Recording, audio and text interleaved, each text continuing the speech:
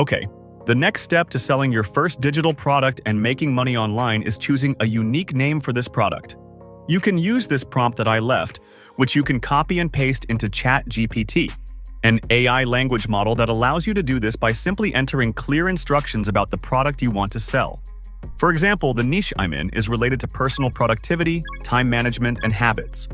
In this case, I'm going to change the variables in the brackets and say, combine productivity and time management. The name should be short, simple, and easy to remember. It can also be inspired by a name you think is great.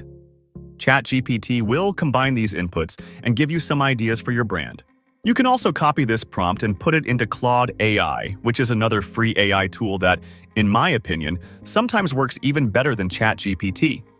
As you can see, we got some ideas here for our brand name. The next step will be to create your digital product. This is the most important step in the journey, and it will require your expertise as well. Make sure to use all your knowledge and experience while you create your product. You can also talk with some experts in your fields and combine their ideas and thought process in this product. For my example, I am creating a habit tracker, so I can simply design it on Excel or Google Sheets.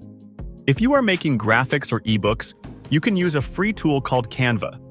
Once you create your digital product, the next step will be to create an online store and set up a system which will allow you to sell your product on autopilot.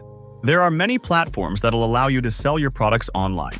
Some of the most popular platforms are Shopify, Etsy, and Gumroad. I personally like Shopify to sell my products, as this is the most easy-to-use software.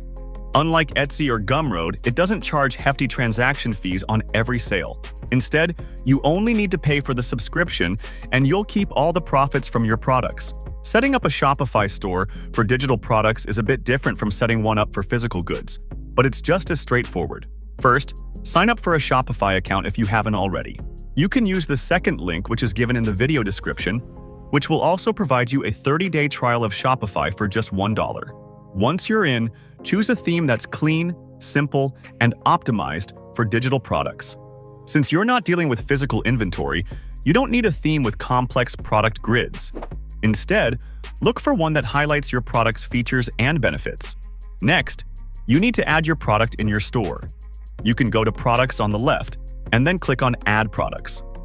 Here, you need to enter your product details like product title, description, add product images, and pricing plans.